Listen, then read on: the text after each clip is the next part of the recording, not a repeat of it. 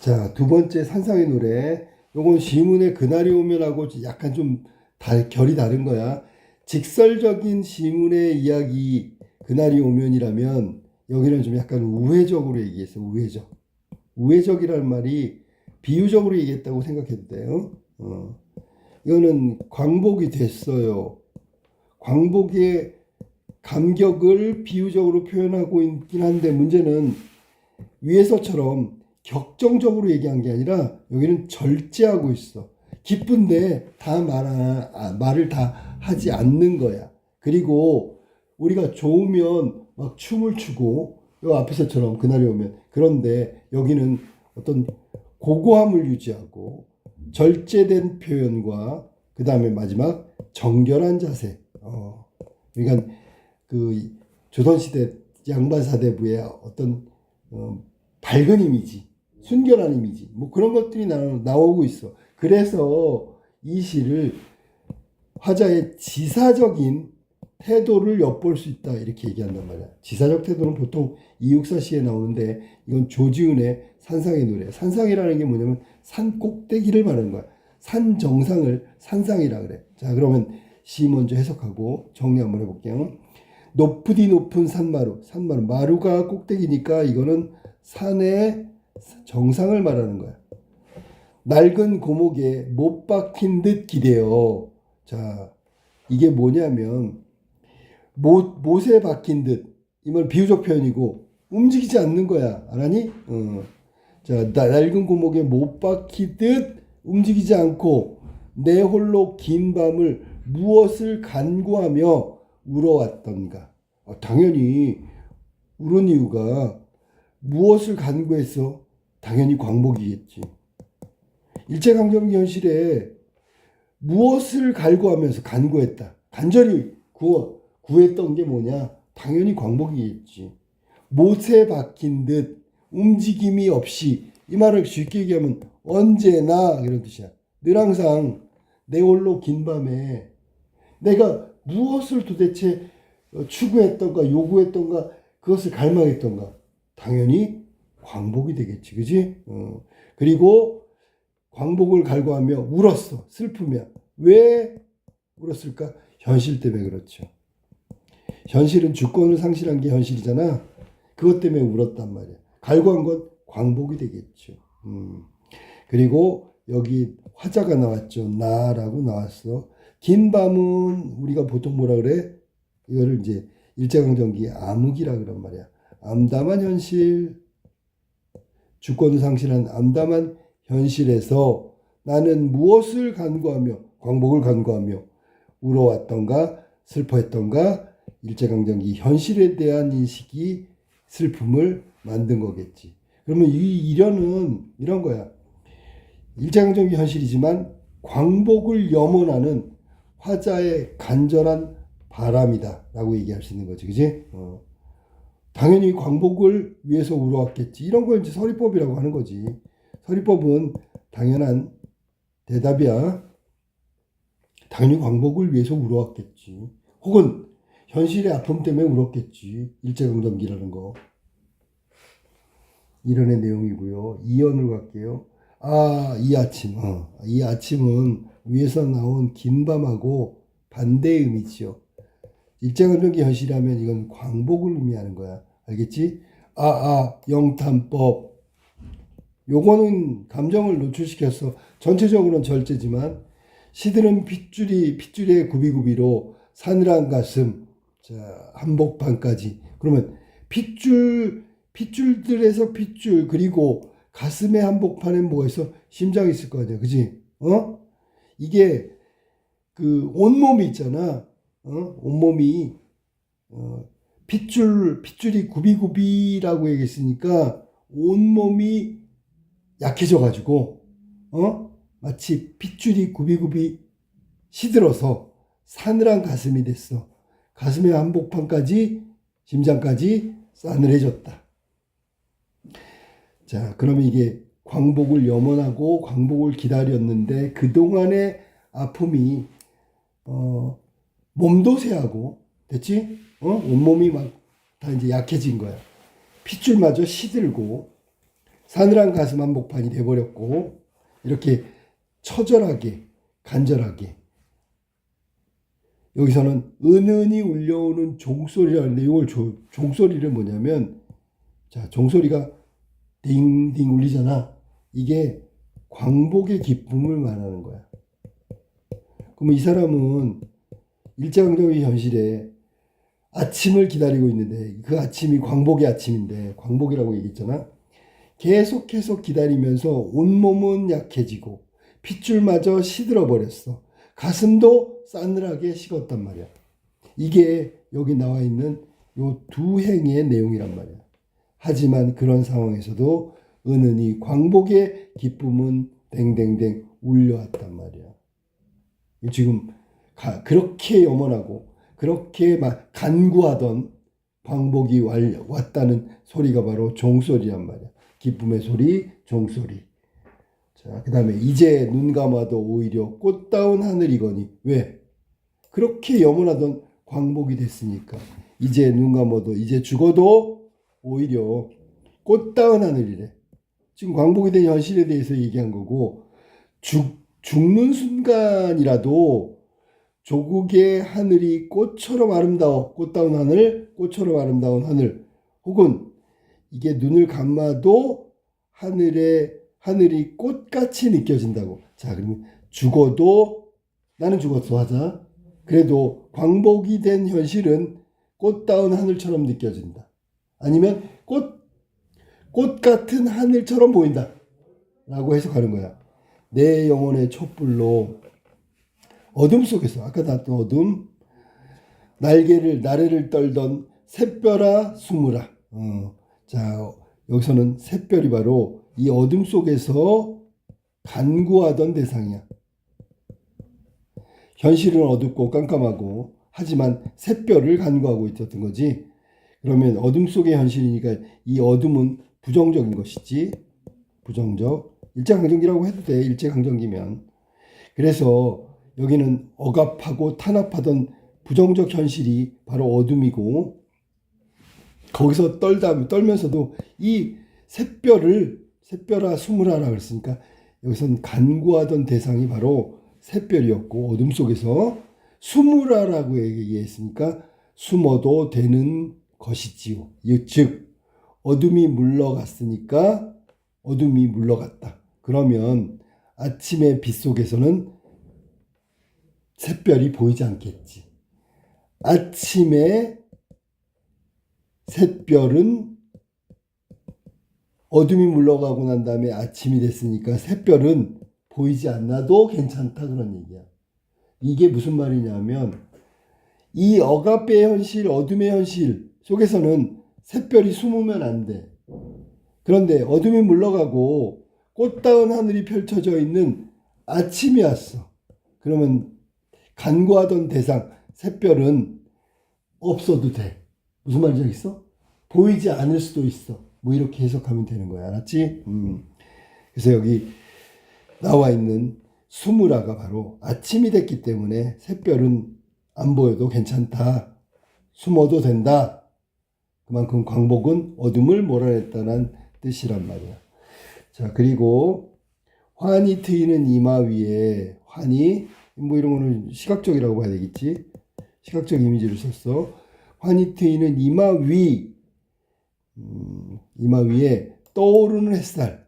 떠오르는 햇살. 이 햇살은 이마 위에 떠오르는 건 정확하게 광복이겠지. 됐어? 광복의 기쁨이라고 해도 되고 광복의 그 순간이라고 해도 되고 10월 상달의 꿈과 같구나. 10월 상달. 여기서는 10월 상달이면 추수하는 즉 추수감사자는 그런 그 격식을 신에게 드리는 가장 좋은 달이 바로 추수감사제가 열리는 10월 달을 말하는 거야. 여기서는 그 10월이라는 게 상달이 꿈과 같다고 얘기했으니까 꿈처럼 믿기지가 않는다. 즉 여기서는 환히 트이는 이마 위에 떠오르는 햇살, 광복이라는 것, 이 광복이라는 것은 아침하고 같은 거지. 아침에 뜨는 햇살 정도로 해석하면 돼. 햇살이 떠오르는 아침. 가장 좋은 거죠.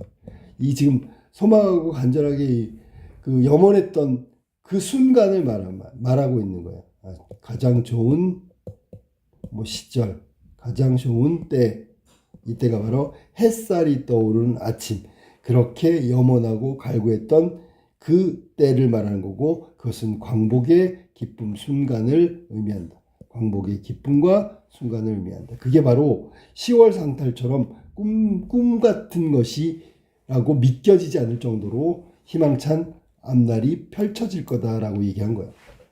자, 그 다음에 메마른 입술 피가 돌아. 이건 뭐 부정적이겠지, 그지? 당연히 메마른 입술이라는 건 여기서는 위에서 말한다면 우리 신체로 얘기할게. 신체는 아까 그 구비구비 시들시들해지는 쇠잔한 몸 핏줄 이거 나왔었잖아. 자, 그러면 이게 핏줄이 1번이고 가슴 한복판까지 서늘해졌어요. 2번이고요. 3번이 바로 이거야. 메마른 입술. 이게 3번이라고. 알겠어? 무슨 말인지?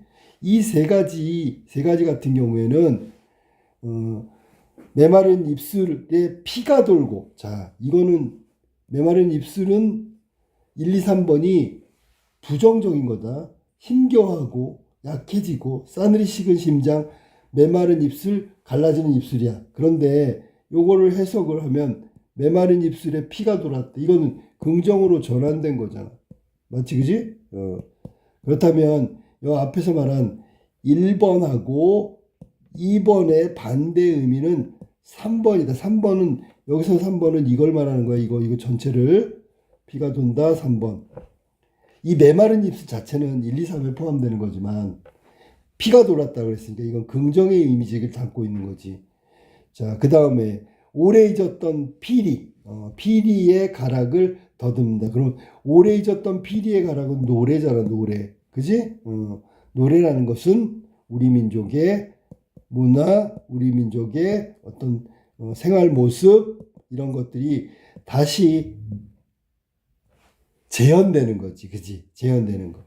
가락을 더듬어 놓으니, 가락은 청각이고요. 더듬는 건 보통 촉각이죠. 청각의 촉각화라고 하면 공감각적 심상이 되겠지. 자, 광복이 됐으니까 메마른 입술에 피가 돌고, 과거에 했던 그 오래 잊었던, 일제강점기에 잊었던 피리의 가락, 노래야, 노래, 연주 뭐 해도 되고, 그것을 더듬는다 그랬어. 다시 생각하면서 뭔가 연주하고 있다는 거지. 그치? 그때 과거에 우리 민족이 즐겼던 문화, 생활, 이걸 다시 재현한다고 얘기했지. 그치? 되찾은 거야. 되찾은. 언제 가능해? 광복의 그날. 이해됐지? 무슨 말인지. 그리고 여기 나와 있는 공감각적 심상 까먹지 말고요. 가락을 더듬는다. 청각의 촉각과 공감각적 이미지다. 자, 이제 앞에 거보다는 점점 좋아졌어. 새들이 즐거이 구름에 노래를 부르고, 자, 새들이 즐거이 구름 끝에 노래를 부르고, 이 새가 노래 부르는 건 의인법이지, 그지? 사슴과 토끼는 한 포기 향기로운 쌀이순을 사양하라. 한 포기의 향기로운 쌀이순 사양하라. 여기 있는 즐거이라는 표현은, 이 즐거이라는 거는 화자의 감정이 이입되어 있는 상태야. 새들이 울겠지. 그런데 즐거이라고 얘기했고요. 그 다음에 노래를 부르고, 의인법인 동시에 청각이라고 해야 되겠지? 청각. 노래를 부르니까 소리를 듣는 거야. 알았니? 그래서 여기는 광복이 된 상황에서 긍정적으로 인식하고 있는 거고, 사슴과 토끼가 한 포기 향기로운 쌀이 쓴, 한 포기의 향기로운 이 부분이 긍정이죠. 이거는 광복되면서 다시 찾게 된 것들 중에 하나가 되겠죠. 사양하라. 이거는 양보하라. 즉, 여기서 해석을 제일 어렵게 하는 게 바로 이 사양하라는 얘기야. 사슴과 토끼는 이 긍정의 것, 다시 찾은 광복을 통해서 다시 찾은 이 향기로운 쌀이 있음을 너만 갖지 마라, 사양해라, 그런 뜻이야. 그러면 이건 공평하게 함께 나누자라는 얘기야. 알았어? 너만 즐기지 말고 다른 것들하고 같이, 다른 동물도 좋고 같이 함께 공평하게 나누자. 우리 보통 한 단어로 하면 공존이지, 공존. 우리 박두진의 해에 나와 있는 그 내용하고 비슷한 거야. 공존, 평화 뭐 이런 거야. 생각해봐. 광복 이전에는 일제강점기 억압의 시대였잖아. 그때는 이걸 누리지 못했단 말이야. 원래 그 이전에 우리가 누렸던 건데 다시 되찾았으니까 우리 공평하게 서로 양보하면서 함께 나누자. 평화와 공존, 공평하게 나누자. 그게 바로 사슴과 토끼에게 사양하라고 한 거야. 해석을 잘해야 돼, 알았니? 자, 산상의 노래. 여기 높은 산마루, 산정상에서 맑은 바람 속에 옷자락을 날리며 내 홀로 서서 무엇을 기다리며 노래를 하고 있는가. 자, 조심해야 돼. 뭐냐면 맑은 바람 속에 옷자락을 날리며 홀로 서서 있는 게 뭐냐면 사실은 낡은 고목이야. 앞에서 나왔어, 이련에서. 이 나 홀로 서서